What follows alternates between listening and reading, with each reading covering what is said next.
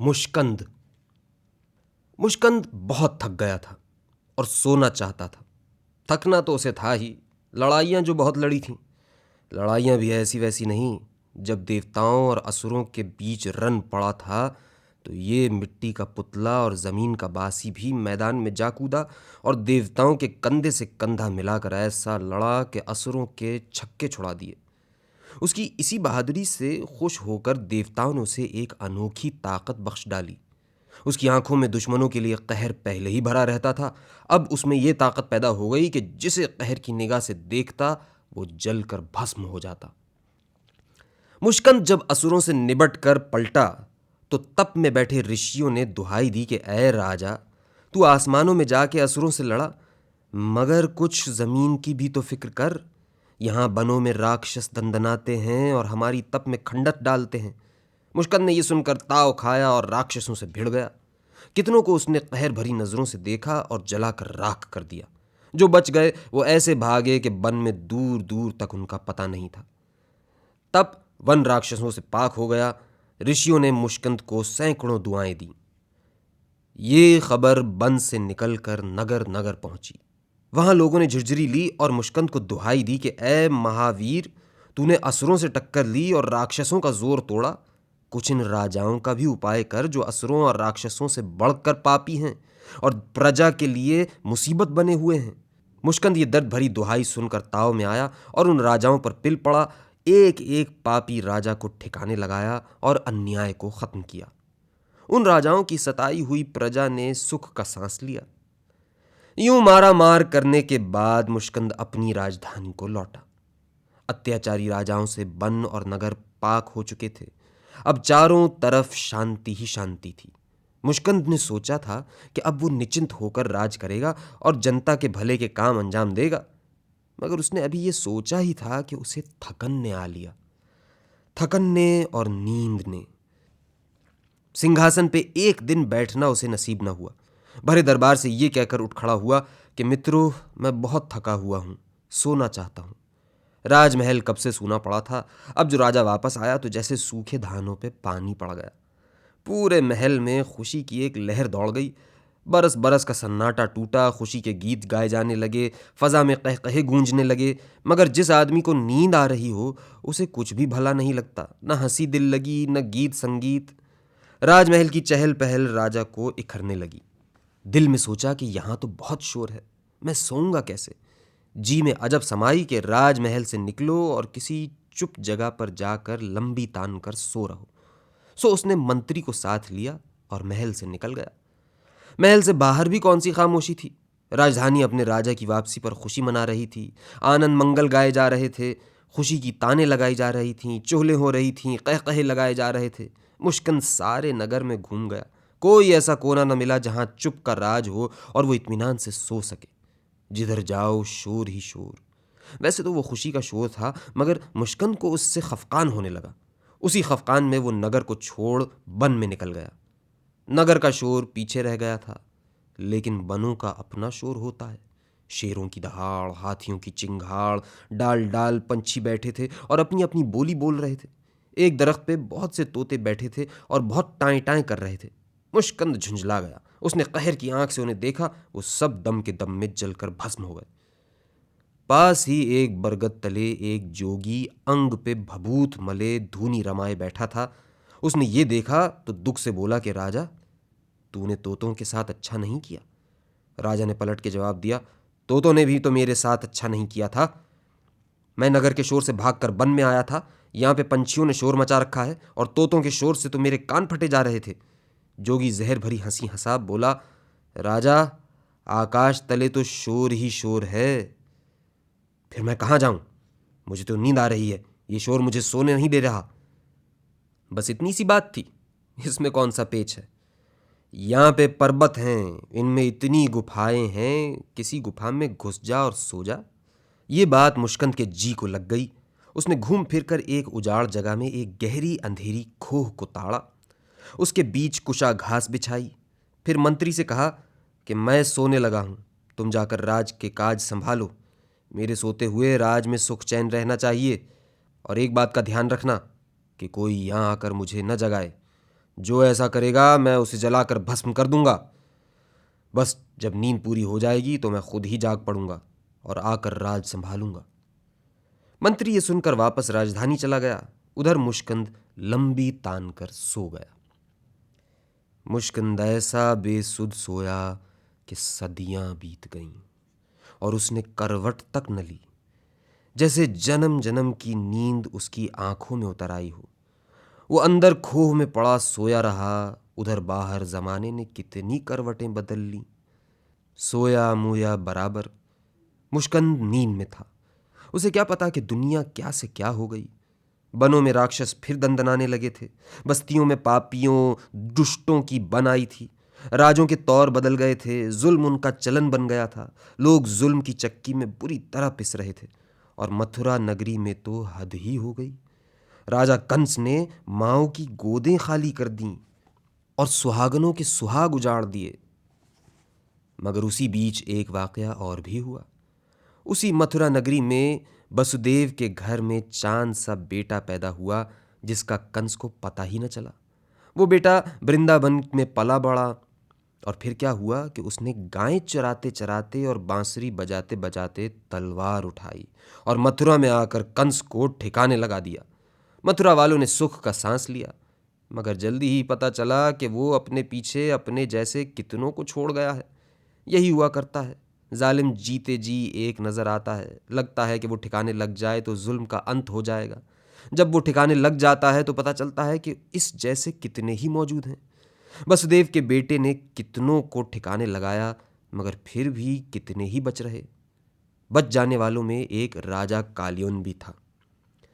मधुसूदन ने उसे चेतावनी इस रंग से दी कि एक हंडिया में एक जहरी नाग बंद किया और उसके पास भेज दिया।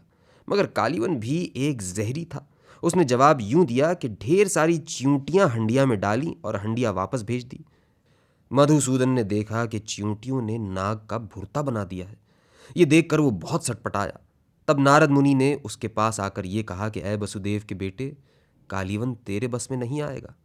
इसकी मौत किसी और के हाथ लिखी है। वो कौन माई का लाल है?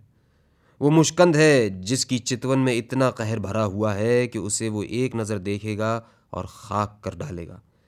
हे नारद मुनि, मुश्कंद कहाँ है? मुश्कंद तो यहाँ से दूर एक खोह में पड़ा सो रहा है। मुनि जी, उस खोह का पता दो, मैं मुश्कंद को जाकर जगाता हूँ।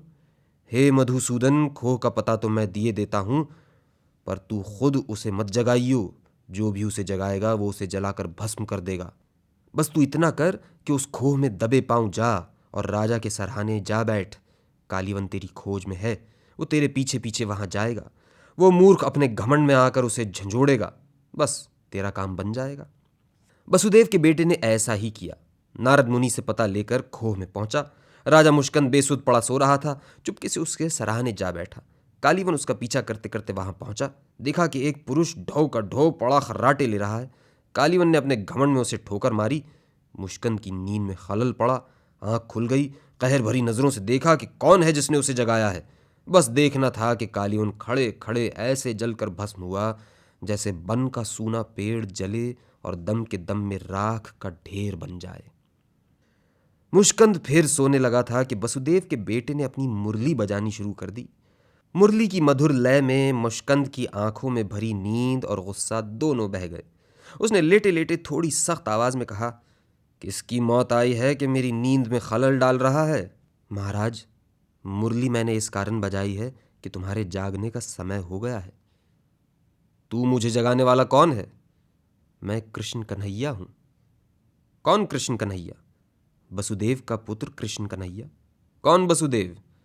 वसुदेव के बेटे ने वसुदेव के बाप का नाम बताया, फिर वसुदेव के बाप का नाम बताया, फिर उसके बाप का, फिर उसके बाप के बाप का, मगर हर नाम पर मुश्कंद ने यही कहा कि वो कौन है। आखिर उसने कहा कि यादव का नाम तो महाराज तुमने सुना होगा। ययाति का पुत्र यादव? हाँ, ययाति का पुत्र यादव। हाँ, उस बालक को मैंने देखा था। जब मैं अपने राजमहल से सोने के लिए निकला था और नगर नगर फिर रहा था तो वो एक गली में बालकों के साथ खेल रहा था। बस महाराज, मैं उसी के वंश से हूं। मुश्कंद हैरान हुआ। उस बालक ने मेरे सोते सोते इतनी पीढ़ियों को जन्म दे डाला। उसने फुर्ती दिखाई या मैं लंबा सोया? महाराज तुम लंबे सोए, आखिर कितना? बस ये समझो कि जुग बीत गया। जुग बीत गया? मुश्कंद ने हैरान होकर कहा। मित्र, मैं त्रेते युग में सोया था और अब कलयुग है। कलयुग लग गया? मुश्कंद हड़बड़ा कर उठ बैठा। क्या तू सच कह रहा है? हाँ महाराज, मैं सच कह रहा हूं, कलयुग लग चुका है। नारायण नारायण नारायण। मुश्कंद बेकल होकर उठ खड़ा हुआ और तेजी से खो से निकलकर लंबे लंबे डग भरता हुआ चला। आंखें फाड़ फाड़ कर इर्द गिर्द देखता जाता था। ये दुनिया वैसी तो नहीं है जैसी मेरे सोने से पहले थी। उसे गुमान हुआ कि शायद वो सोते से अभी अभी उठा है, इसलिए उसे दुनिया बदली बदली नजर आ रही है। शायद नहीं बदली है और वैसी ही है। उसने एक दफा तो आंखें मली और गौर से इर्द गिर्द नजर डाली। अरे ये तो सब कुछ ही बदल गया है, मगर क्या बदला है ये उसकी समझ में नहीं आ रहा था। घबराहट में उसने ज्यादा तेज तेज चलना शुरू कर दिया। मधुसूदन ने बढ़कर पूछा, महाराज किधर जा रहे हो? अपनी राजधानी चलकर देखता हूं कि उसका क्या हाल है। कितने दिनों से सिंहासन खाली पड़ा है। राज के कितने काम थे जो मुझे करने थे और ये सोचकर छोड़ दिए थे कि एक नींद ले लूं फिर करूंगा। महाराज, जो आखिरी काम तुम्हें करना था वो तुमने कर दिया, कालीवन को ठिकाने लगा दिया। बाकी काम दूसरे करते रहेंगे। और सिंहासन की बात यह है कि कोई सिंहासन कभी खाली नहीं रहा करता। मुश्कंद ने उसे घूर कर देखा। बालक, तू मुझे अक्ल सिखाएगा? अगर तूने कलयुग की खबर न दी होती तो मैं अभी तुझे जलाकर भस्म कर देता। जा अपना रास्ता ले और मुझे अपने रास्ते पर जाने दे। ये कहकर मुश्कंद तेजी से आगे बढ़ गया। मुश्कंद बनों से निकलकर जब बस्तियों से गुजरा तो उसकी आंखें फटी की फटी रह गईं। दुनिया तो ऊपर तले हो चुकी है। सचमुच कलयुग आ गया है। जिस बस्ती से गुजरा यही देखा कि कोई चीज अपनी जगह पर नहीं है, सब उलट पलट है। चोर राजा बने बैठे हैं, राजा चोर बन गए हैं। अनपढ़ों ने विद्वानों का रूप धारा है और लोग हैं कि उन्हें सर आंखों पे बिठा रहे हैं। जो विद्वान हैं उन्हें कोई नहीं पूछता कि किस खेत की मूली हैं। बेहुनर हुनरमंद समझे जाते हैं, सोने में तुलते हैं। हुनरमंद खाक फांकते फिरते हैं। मुश्कंद हैरान और परेशान था कि दुनिया को क्या हो गया है। इसी हैरानी और परेशानी में चलते चलते वो अपनी राजधानी में पहुंचा। वहां का रंग बेरंग था। जहां दौलत की गंगा बहती थी वहां का ये हाल कि लोग फटे हालों फिरते हैं, दाने दाने को तरसते हैं। हाहाकार मची है, निराश की घटा छाई है।